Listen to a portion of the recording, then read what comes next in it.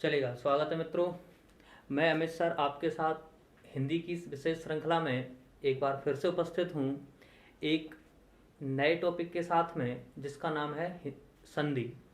तो हम यहाँ पे संधि के बारे में समझते हैं, जानने का प्रयास करते हैं। हर परीक्षा के लिए बड़ा महत्वपूर्ण टॉपिक है, सरल सा है। देखते हैं क्या समझना है, क्या चीज़ें याद रखनी है।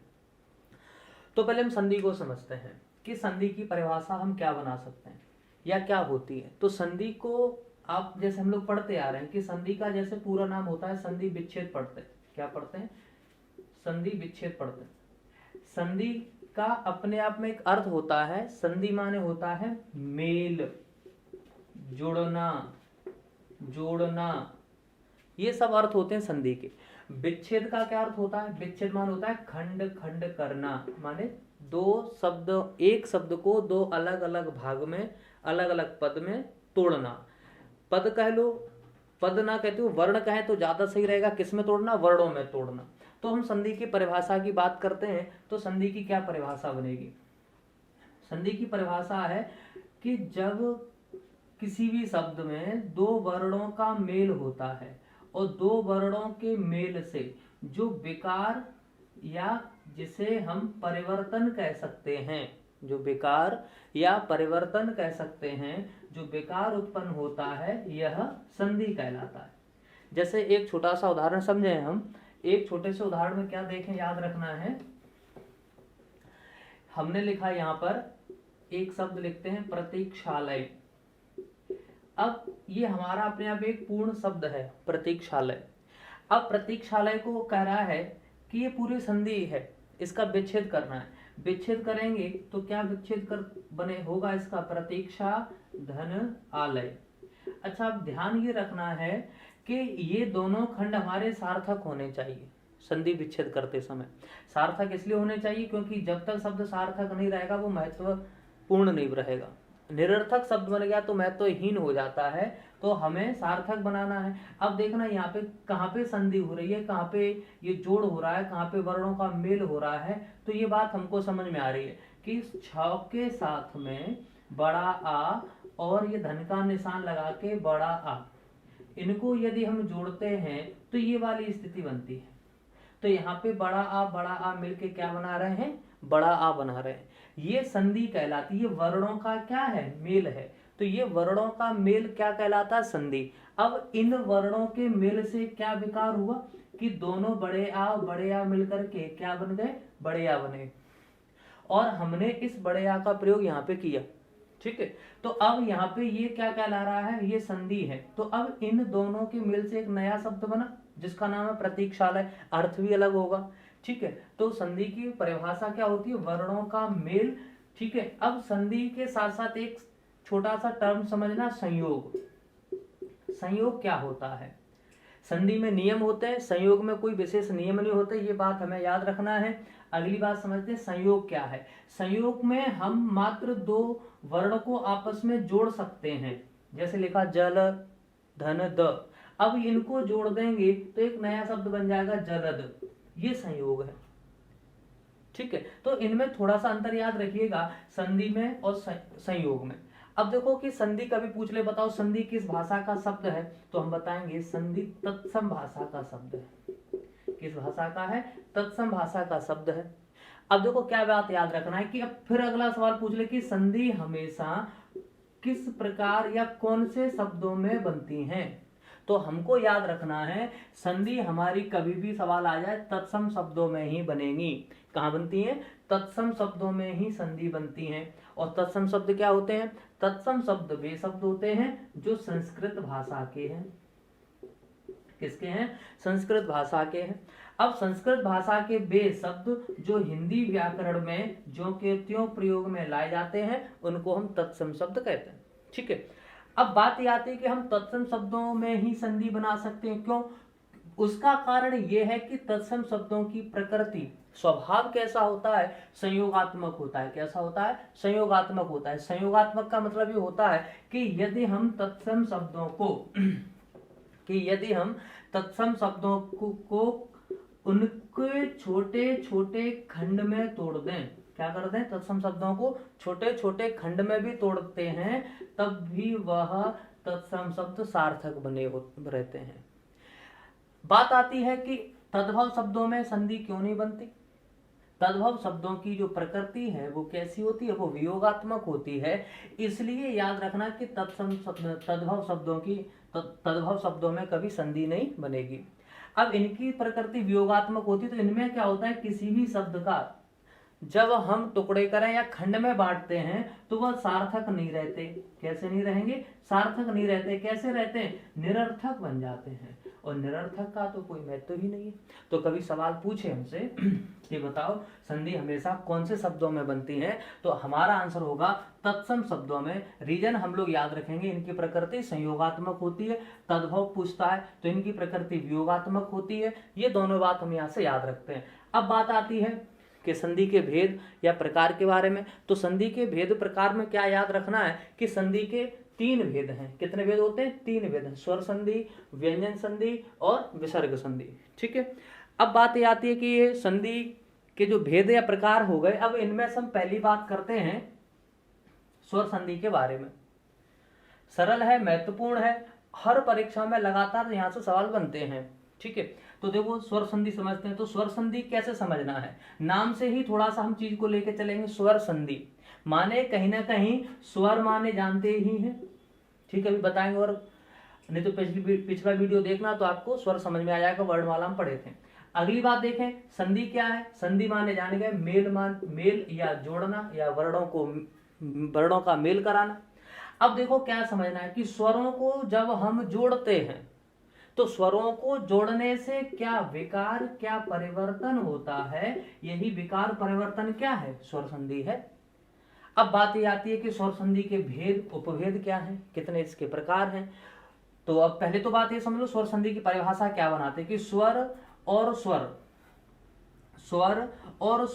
कैसे हो सकते हैं, लघु दीर्घ दोनों हो सकते हैं। लघु दीर्घ स्वर जब आपस में मिलते हैं तो इनके मेल से स्वर ही बनेगा। क्या बनेगा, स्वर ही बनता है। इसे हम कहते हैं स्वर संधि। जैसे एक छोटा सा उदाहरण देखो, हमने स्वर आ है और यहाँ पे छोटा आ है, इन दोनों को जोड़ेंगे तो क्या बनेगा, बड़ा आ।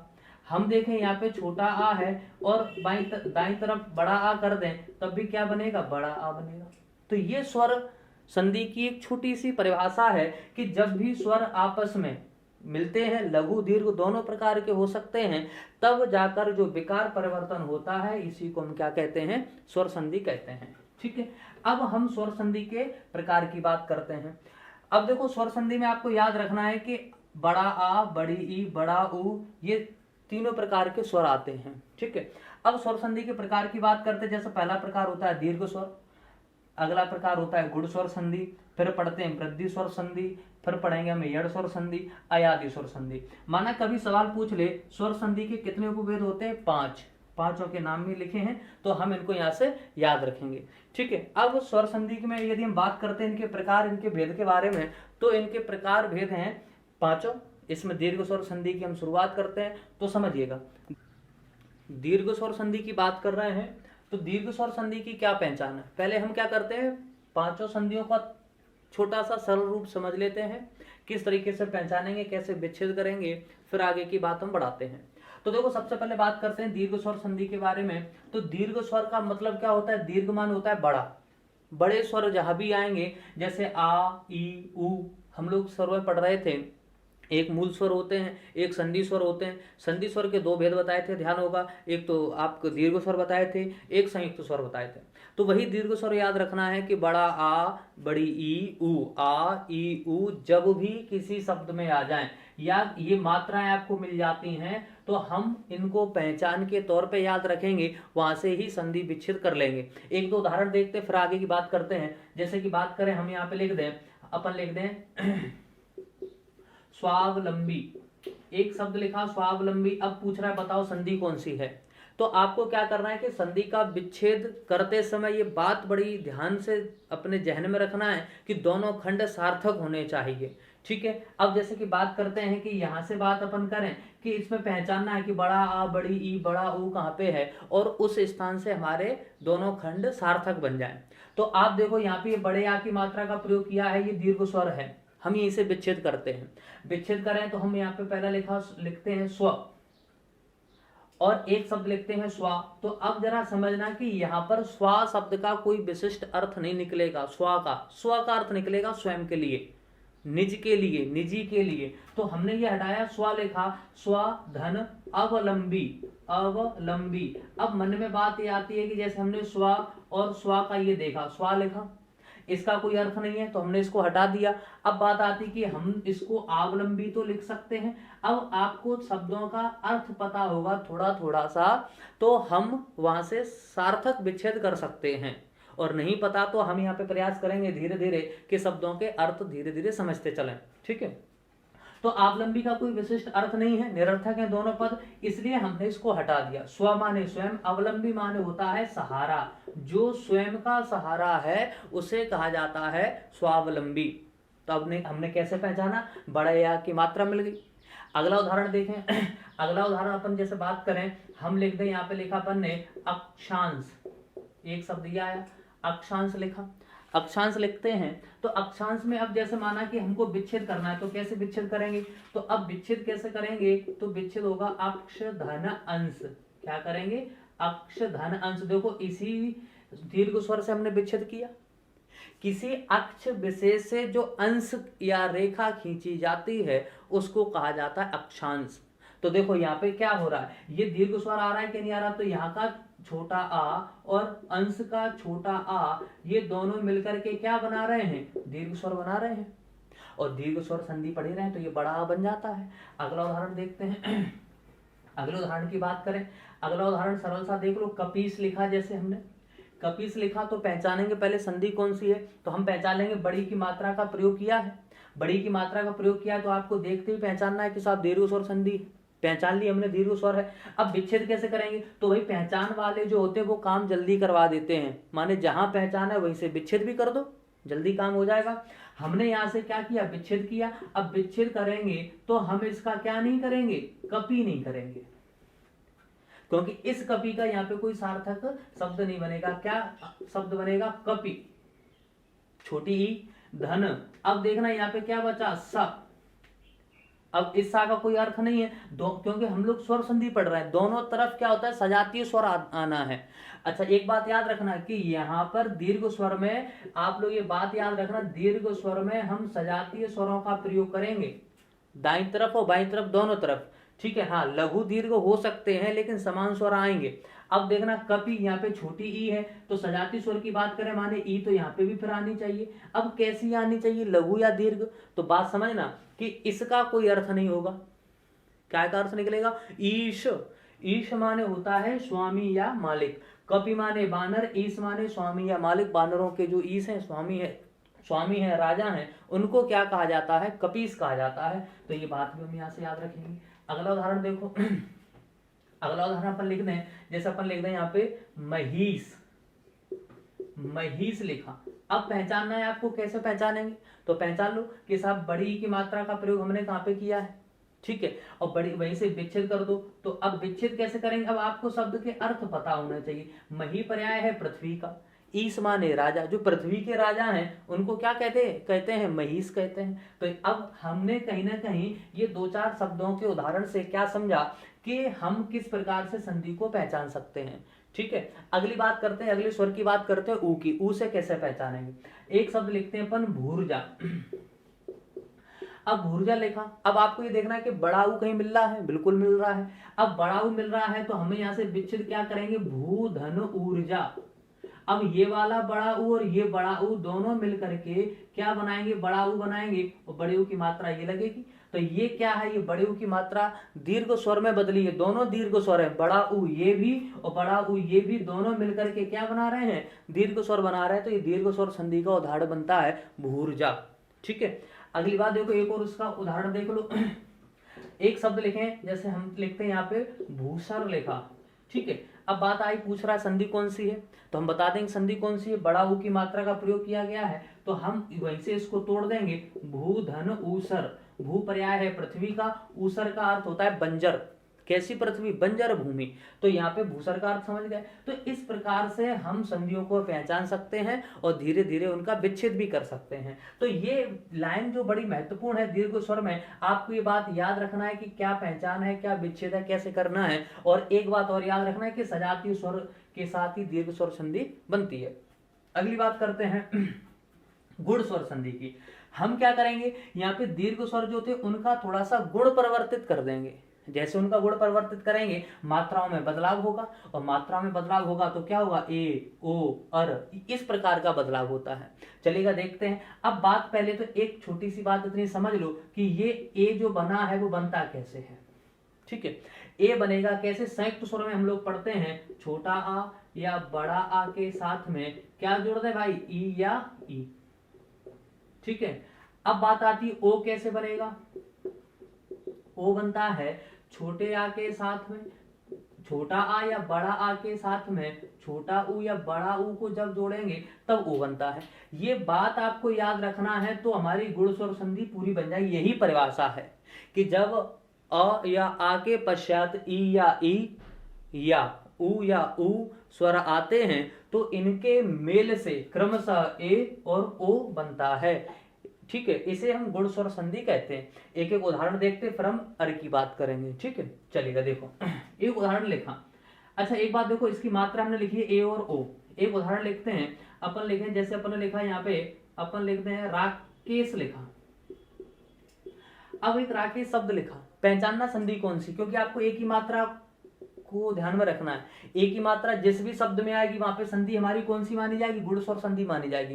एक ही मात्रा लगाई, गुण स्वर संधि की बात हुई। अब एक ही मात्रा से ही विच्छेद करेंगे। मैंने बताया जहां पहचान है वहीं से विच्छेद कर दो। अब पहचान कहां मिल गई, एक ही मात्रा मिली, वहीं से विच्छेद कर देंगे। अब विच्छेद कैसे करेंगे, तो विच्छेद करेंगे तो पहले लिखा राख। ठीक है, अच्छा अब हमने यहां तक की बात की। अब देखो, अब धन का निशान लगाएंगे, फिर लिखेंगे शब। अब ये श लिखा, लेकिन अब इतने से संधि नहीं बनेगी अपनी, हम तो जानते हैं। अच्छा अब देखो कि ये धन का निशान लगा तो इसके इस तरफ क्या आना चाहिए, छोटा आ या बड़ा आ, और दाईं तरफ क्या आना चाहिए, छोटी ई या बड़ी ई, तभी तो स्वर होगा। दोनों तरफ स्वर होंगे तभी तो स्वर संधि बनेगी। तो अब देखो इस तरफ राक का में छोटा आ है, माने छोटा आ ये है, लेकिन इस राक का कोई अर्थ नहीं निकलेगा। तो हमको जब इसका अर्थ निकलेगा तो हमको राग को क्या करना पड़ेगा, दीर्घ स्वर में बदलना पड़ेगा, राका करना पड़ेगा। और राका का पर्याय होता है रात्रि से। किससे, रात्रि से। अब राका, अब अगली बात देखो क्या आनी चाहिए, दाईं तरफ पहले छोटी ई या बड़ी ई दोनों में से कोई एक आएगा। हमने अभी छोटी लिखी, इसका कोई अर्थ नहीं निकलता, अपन पिछली अभी बात किए थे। इसका अर्थ निकलता है मान्य स्वामी। रात्रि का जो स्वामी है उसको हम कहते हैं चंद्रमा, और चंद्रमा का पर्याय है राकेश। ठीक है, तो राका धन ई से ये बन जाएगा। तो हमने कैसे किया ये आप लोग याद रखो। अगला उदाहरण देखो, अगला अपन लिख दें, जैसे लिखा लंकेश। अब लंकेश लिखा जैसे, तो लंकेश लिखा तो क्या करेंगे कि लंका, वही एक ही मात्रा फिर मिली यहाँ से और यहीं से विच्छेद करेंगे। लंका बड़ा करना पड़ेगा सार्थक बनाने के लिए, लंक तो करेंगे नहीं, लंक नहीं करेंगे, समझ में नहीं आ रहा क्या है, लंका कर दिया। धन, अब देखो इस नहीं करेंगे, क्या करना पड़ेगा, ईस करना पड़ेगा। लंका के जो ईस है, राजा है, वही तो लंकेश है। अगला उदाहरण देखो, अगले उदाहरण की बात करते हैं। अब अगले उदाहरण आते हैं हम ओ पे, ओ की बात करते हैं। ओ की बात करें तो एक शब्द लिखा, जैसे लिखते हैं यहाँ पे महोत्सव। क्या लिखा, महोत्सव लिखा। अब इसमें ओ की मात्रा आई, ओ की मात्रा आई, वहीं से विच्छेद कर देंगे, वहीं से विच्छेद करेंगे तो महा लिखा।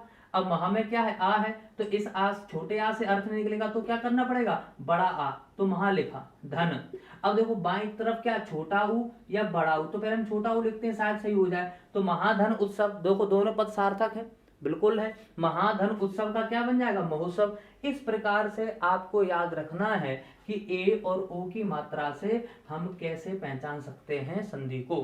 अगला उदाहरण, एक शब्द लिखा अपन ने वीरोचित। आपको पहचानना है कि संधि कौन सी है, वीरोचित। देखो यहाँ पे ओ की मात्रा है, सॉरी ई की मात्रा है, ओ की मात्रा है। अब आपको पहचानना है, लेकिन इस ई की मात्रा से विच्छेद नहीं होगा, हटा देते हैं। अब यहाँ पे है ओ की मात्रा से विच्छेद किया, तो हम यहाँ पे क्या लिखेंगे, वीर। अब वीरा तो यहाँ पे लिख नहीं सकते, ठीक है, वीरा लिखेंगे तो निरर्थक बन जाएगा धन। अब यहाँ पे लिखा अपन ने चित। अब लेकिन बात यह है कि अब अ छोटा आ, यहाँ पे क्या है, ये छोटा आ है। अब दाईं तरफ क्या आना चाहिए, छोटा ऊ या बड़ा ऊ, तो हमने क्या किया, यहाँ पे भी छोटा ऊ लिखा। छोटा ऊ लिखा तो सार्थक बन रहा है, उचित बिल्कुल बन रहा है। तो वीर धन उचित, और आ और ऊ मिलकर के, आ और ऊ मिलकर के क्या बनाते हैं, ओ बनाते हैं। तो हम यहाँ पे क्या कर देंगे, ओ की मात्रा लगा देंगे। तो इस प्रकार से आपको याद रखना है कि हम कैसे यहाँ पे संधि विच्छेद करते हैं। ठीक है, चलेगा। अब बात करते हैं अर की। इसी प्रकार से देखो अर में क्या याद रखना है, री के बाद आ या आ के बाद क्या आ जाए, री मिल जाए। तो हम क्या करते हैं, इसको अर में बदलते हैं। किसमें बदलेंगे, अर में बदलेंगे। जैसे उदाहरण देखो, उदाहरण की बात करें, अपन ने लिखा जैसे ब्रह्मर्षि। अब इसके उच्चारण में हम देखेंगे, यहाँ पर देखेंगे कि ब्रह्मर, यहाँ पर थोड़ा सा अर ध्वनि उत्पन्न होती है, ब्रह्मर्षि। तो इसका विच्छेद करेंगे तो कैसे करेंगे, ब्रह्मा नहीं करेंगे, ब्रह्म धन ऋषि, ये इसका विच्छेद हो जाएगा। ठीक है, अगला उदाहरण देखें, अपन ने लिखा जैसे राजर्षि, तो क्या विच्छेद कर देंगे, राज धन ऋषि। इस प्रकार से याद रखना है। अपन लिख दें जैसे महर्षि। अब महर्षि में याद रखना है कि मह नहीं करेंगे, हा को दीर्घ करना पड़ेगा, महाधन ऋषि। इस प्रकार से हम इनका विच्छेद करते चलेंगे। तो ये आपको पहचान के तौर पे याद रखना है कि कब ए ओ बनती है और किन परिस्थिति में क्या नियम लगते हैं। ये छोटी सी परिभाषा आपको याद रखना है। ठीक है, परिभाषा की तरह काम करती है, इसको रफ कर देते हैं। आगे की बात देखें, अगली संधि आती है वृद्धि स्वर संधि। अभी थोड़ा सा अपन यदि ऊपर की बात करें कि दीर्घ स्वर की बात कर रहे थे, आ ई ऊ, समझ में आ गई बात। गुण में हमने इसी दीर्घ स्वर में माने इनका क्या किया, थोड़ा सा गुण बदला, गुण बदला तो ए ओ कर दी। अगली बात क्या है, वृद्धि। वृद्धि माने क्या होता है, वृद्धि कर देना, बढ़ा देना। क्या बढ़ा दें, मात्रा में वृद्धि कर दो। जिनके पास एक मात्रा लगी थी वहां पे दो दो कर दो। अब जैसे बात करें, ए है, आई है, औ है। अब आई और औ ये बनेंगे कैसे वो समझ लो, फिर अपन आगे की बात करते हैं। देखो, जब छोटा आ या बड़ा आ के साथ में क्या जोड़ दें हम, ए या आई जोड़ देंगे तो क्या बन जाती है, आई का निर्माण होता है। औ कैसे बनता है, अ या आ के साथ में क्या कर दें हम, ओ या औ जोड़ दें तो अब क्या बन जाएगा हमारा, अब हम इसको क्या कहते हैं, औ। तो ये परिभाषा क्या बनाएंगे वृद्धि स्वर संधि की, अ या आ के पश्चात ए आई ओ औ स्वर आते हैं तो क्रमशः आई और औ बनते हैं। यही विकार परिवर्तन क्या कहलाता है, वृद्धि स्वर संधि कहलाता है। ठीक है, अब देखो आगे की बात। आगे की बात करें, उदाहरण समझ लेते हैं एक दो उदाहरण की। जैसे बात करें, हमने एक शब्द लिखा कि मतैक्य। अब मतैक्य जैसे हम यहाँ लिख रहे हैं तो अब पहचानना है आपको, कैसे पहचानेंगे। तो देखो, आई की मात्रा कहाँ आती है, वृद्धि स्वर में आती है। आई की मात्रा ही आई तो विच्छेद क्या करेंगे, यहीं से विच्छेद होगा अपना, मतैक्य यहीं से तो विच्छेद करेंगे। अब विच्छेद किया, मत धन, अब लिखेंगे ऐक्य। अब देखो यहाँ पे ऐक्य नहीं करेंगे, ऐक्य माने एकता। ठीक है, मत धन ऐक्य।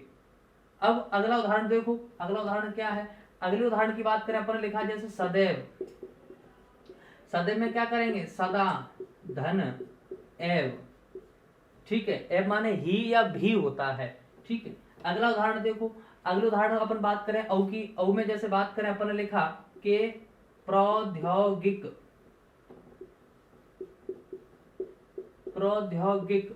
अब प्रौद्योगिक लिखते हैं तो पहचान लिया, यहाँ पे औ की मात्रा आ रही है, हम यहीं से विच्छेद कर देंगे, प्रधन औद्योगिक। प्र माने विशेष, औद्योगिक माने उद्योग। ठीक है, अगला उदाहरण देखो, अगला उदाहरण क्या बना दे इसका, अपन लिखा अपन ने जैसे कि अपन लिख दें वनौषधि।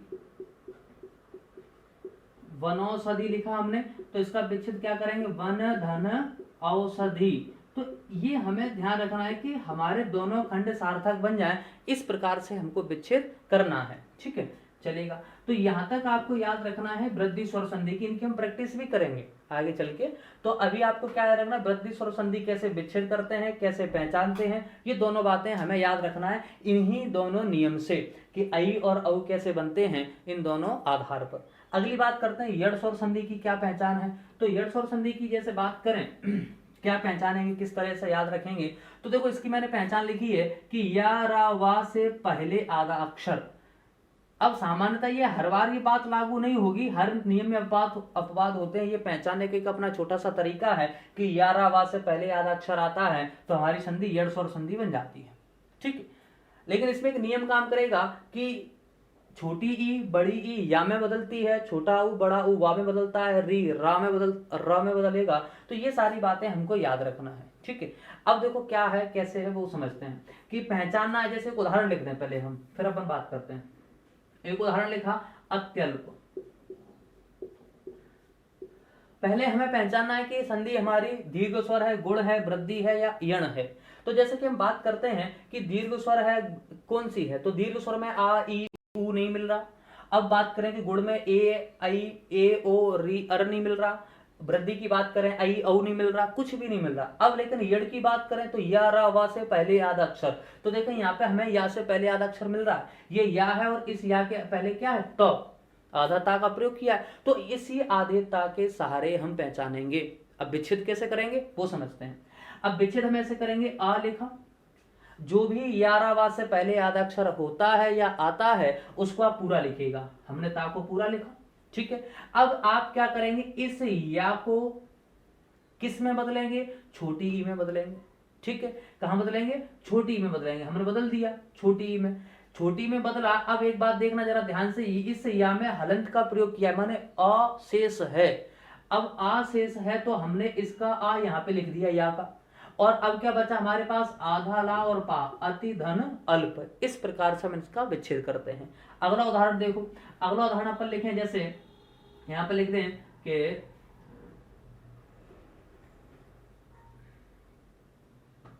इत्यादि लिख देते हैं। एक शब्द लिखा इत्यादि।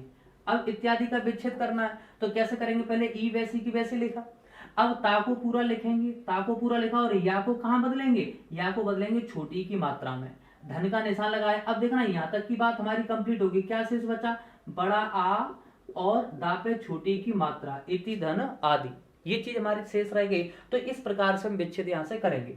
अगला उदाहरण देखते हैं। अगला उदाहरण बात करते हैं वाक्य। अगला जैसे देखें यहाँ पे लिखते हैं स्वल्प। अब स्वल्प लिखा तो देखें इस वाक्य पहले क्या मिल रहा है, आधा अक्षर। तो हमने आधा अक्षर माने सा को पूरा लिखा, सा को पूरा लिखा। वा को काय में बदलेंगे, वा को छोटी ऊ में बदलो या बड़े ऊ में, हम छोटी ऊ में बदलते हैं। सु माने होता है अच्छा या शुभ, धन। अब देखो इस वा के साथ में क्या है, इस वा के साथ में हलंत लगा है, तो आ यहाँ पे आएगा कि नहीं आएगा, और ये बन जाएगा सुधन अल्प। ऐसे लिख दें। उदाहरण लिखें अगला, स्वागत। स्वागत में कैसे करेंगे, स्वागत में करेंगे वा के पहले क्या है, आधा अक्षर सा है, सा को पूरा लिखेंगे, और वा को काय में बदलेंगे, छोटे ऊ की मात्रा में, सु। अब देखो यहां तक की बात हमारी कंप्लीट हो जाती है, यहां तक की बात कंप्लीट हो गई। ये शेष रह गया, ये बड़ा आ और गत, ये शेष रह गया। धन का निशान लगाओ और आगत लिख दो, इसको क्या लिख जाएगा, आगत। सु माने शुभ या अच्छा, आगत माने आगमन, शुभ आगमन, बन जाएगा क्या, स्वागत। तो इस प्रकार से हम यहाँ से याद रखेंगे, इन संधियों को बनाने का प्रयास करेंगे। री की बात करें, अर की बात करें, कैसे विच्छेद करेंगे, तो इसमें क्या रखना है, क्या याद रखना है। जैसे उदाहरण लिखा अपन ने, एक लिखा कि पित्राज्ञा। एक उदाहरण लिखते हैं पित्राज्ञा। अब बात ये आती है, पहले तो आपको पहचानना है ये संधि है कौन सी, दीर्घ स्वर है, गुण है, वृद्धि है, यण है। यदि इस शब्द को हम परीक्षा हॉल में एक नजर में देखते हैं तो 80% हमारे मन में ख्याल आता है कि शायद ये कहीं दीर्घ स्वर तो नहीं है। क्यों मन में विचार आएगा, ये विचार इसको देख करके आएगा, ये बड़ा आ को देख करके आएगा। लेकिन हमें थोड़ा सा ध्यान रखना है, ऐसे शब्दों को थोड़ा सावधानी पूर्वक हल करना है। आप वर्णमाला में पढ़े हैं, ये त्रा बनता कैसे है, आधा ता और रा से मिलके बनता है। अब ये आधा ता और रा से मिलकर के बनता है, तो अब आपको क्या याद रखना है, मैंने क्या कहा कि या रा, तो रा के पहले आधा अक्षर क्या है, त, बिल्कुल है। तो अब रा के पहले आधा अक्षर ता है, तो हम क्या लिखेंगे, पी। अब आधा अक्षर जो होता है उसको पूरा लिखते हैं। अब रा को काय में बदलेंगे, री में बदला जाएगा, री, ठीक है, पितृ धन। अब यहां से ये आज्ञा जो शेष है, इसको पूरा हम जैसा लिखा है वैसा कॉपी करके लिख देंगे, तो हमारा विच्छेद बिल्कुल सार्थक और सही बन जाएगा। इसी प्रकार से अब जैसे कोई शब्द दे दे मात्रादेश, तो अब कोई दिक्कत ही नहीं आएगी। तो इसका क्या हम विच्छेद कर देंगे, मातृ धन आदेश। मात्राज्ञा दे दे पित्राज्ञा की तरह, तो मातृ धन आज्ञा। इस प्रकार से हम यहाँ पे क्या कर सकते हैं, यड़ स्वर संधि को हल कर सकते हैं। अगली बात समझो कि यड़ स्वर संधि परीक्षा के लिए बहुत महत्वपूर्ण है। क्यों, क्योंकि ये उपसर्ग में बहुत मदद करने वाली संधि है। सबसे ज्यादा उपसर्ग में हम देखेंगे कि यड़ स्वर संधि मदद करती है, तो इसको आप लोग जरा अच्छे से समझ लीजिएगा। हम अभी आगे प्रैक्टिस करेंगे अगली क्लास में, तब इन सब की चर्चा करेंगे। ठीक है, अगली बात करते हैं अयादी स्वर संधि के बारे में। अयादी स्वर संधि की क्या कहानी है, तो यहाँ पे एक छोटी सी आपको बात याद रखना है। ए आय जो है ए में बदलता है, आय आई में बदलता है, अब ओ में बदलता है, अब आपका औ में बदलता है। इन बातों को थोड़ा सा हम यहाँ पे याद रखेंगे, समझते हैं इसको भी कैसे क्या याद रखना है। तो जरा देखें कि हम पहले सीधे सीधे उदाहरण से समझते हैं क्या याद रखना है, उदाहरण से कैसे हमको हल करना है। तो एक शब्द लिखा नयन, नयन लिखा, तो आपको क्या करना है, पहले हम इसको पूरा शब्द तोड़ के लिख देते हैं। न आ य अ और न और फिर अ। अब देखो ऊपर लिखा नयन और नीचे लिखा नयन, बिल्कुल एक है, कहीं किसी प्रकार का अंतर नहीं, ये बात हम सब लोग जानते हैं। अच्छा अब एक बात देखें कि हम जैसे न पढ़ते न य न, तो नयन जैसे हम पढ़ते हैं तो अब क्या देखेंगे कि यहाँ पे अय सब अय वर्ण आ रहा है, नयन।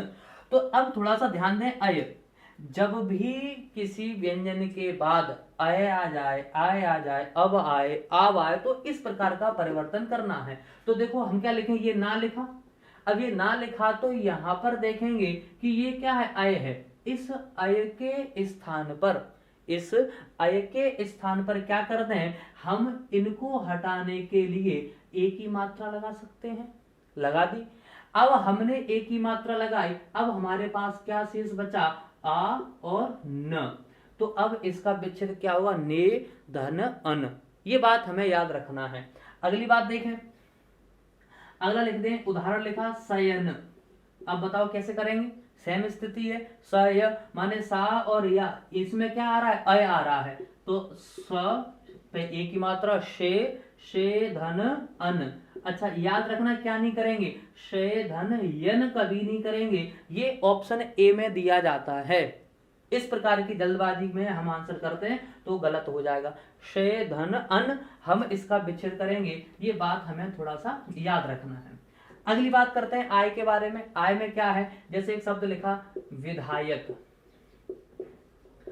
वैसे तो इसको हम थोड़ा ध्यान से देखें तो पूरा समझ में आ जाएगा, विस्तृत क्या समझ में आ जाएगा कि यहाँ पे आय वैसे ही हमको मिल रहा है, विधाय आय। अब आय मिल गया है तो हम इस आय को हटाने के लिए क्या करेंगे, विद लिखेंगे। अब इस आय को हटाएंगे तो क्या करना पड़ेगा, ऐ की मात्रा लगानी पड़ेगी, ऐ की मात्रा लगाएंगे तो विधई धन। अब अपने पास क्या बच रहा है, का कोई अर्थ नहीं है, स्वर लेकर के आएंगे, क्यों, क्योंकि यहाँ पे या के साथ हलंत लगाए, शेष है, तो विधई धन अक, ऐसे ही बन जाएगा। कभी सवाल पूछ ले विधायिका का पूछ ले, तो विधायिका का पूछ लेगा तो देखो उसको जरा अपन साफ व्यवस्थित लिख दें। अब मान लो कभी सवाल पूछ ले कि बताओ विधायिका में कौन सा विच्छेद है, क्या कौन सी संधि है, क्या विच्छेद करेंगे, तो विधई। अब देखना विधई विधायिका विधई, अब क्या शेष बचा, विधई में क्या याद रखना है, विधेय में क्या याद रखना है, आ और या की बात हम ए में कर चुके हैं। अब क्या शेष बचा, छोटी ई, और क्या शेष बचा, का, तो क्या बन जाएगा, विधेय धन इका। सेम एक ऐसा उदाहरण और बन जाएगा, एक शब्द आता है गायिका, क्या आ जाएगा, गायिका। अब गायिका में क्या है, ये बड़ा आ है और ये या है, बड़ा आ और या है, तो हम क्या लिखेंगे, ग, और गा पे आई की मात्रा क्या शेष रहेगी, छोटी ई, ये लिखा और का ये लिखा, तो गई धन इका, गायिका का ये विच्छेद बन जाएगा। तो इस प्रकार से हमको याद रखना है कि कौन कौन से संधि विच्छेद हम कैसे कर सकते हैं। अगली बात करते हैं अब की। अब की बात करें तो ये लिखा हमने अब, ठीक है। अब देखो कि क्या है, इसका पहला उदाहरण अपन क्या लिख दें, यहाँ पे एक शब्द लिखा पवन। अब पवन को भी वैसे तोड़ के लिख दें, प अ व अ न और फिर अ। अच्छा हम जैसे ही पा व्यंजन को पढ़ते हैं, बोलते हैं, उच्चारित करते हैं, तो पा के तुरंत बाद अब आएगा, पवन, क्या आ रहा है, अब आ रहा है। तो इस अब को हटाने के लिए हमको क्या करना पड़ेगा, ओ की मात्रा लगानी पड़ेगी, ये लिखा है। अब ओ की मात्रा कैसे लगाएंगे, पा लिखा, ओ की मात्रा लगाओ। अब देखो यहां तक की बात कंप्लीट होगी कि नहीं। अब क्या शेष बचा अपने पास, ये बचा शेष माने अन, क्या शेष रह गया, अन रह गया, तो उसको लिख देंगे। अब ऐसे ही कभी शब्द कोई आ जाए, ये पावन, पावन आ जाएगा तो हम यहाँ पे क्या कर देंगे, बड़ा आ, आव। तो यहाँ पे तो ये हमको यहीं पे स्पष्ट हो गया, आव आ रहा है, तो आव आएगा तो क्या कर देंगे, औ की मात्रा कर देंगे, तो पो के स्थान पे क्या कर देंगे, पऊ धन अन। ऐसे एक शब्द और आता है, जैसे यहाँ पे लिख दें, अगला उदाहरण देखें, जैसे अपन ने लिखा यहाँ पे भावुक, क्या लिखा, भावुक। तो देखो यहाँ पे आव है कि नहीं है, बिल्कुल है, तो हमने लिखा भा, आव के स्थान पे क्या लिख देंगे, औ, तो ये हो गया भऊ धन। अब क्या शेष रहेगा, छोटा ऊ और क। जब कोई स्वर नहीं है तब अ मान लेंगे, जब स्वर दिया है तो जो दिया है, ई है, ऊ है, जो भी दिया है उसको हम अगली दाईं तरफ लिखते हैं, तो भऊ धन उक। इस प्रकार से हम इन संधियों का विच्छेद करना यहाँ से सीखते हैं। तो हमने अभी स्वर संधि के 5 प्रकार की बात कर ली है। अगले प्रकार अब इनके उदाहरण की तरह हम बात करते हैं।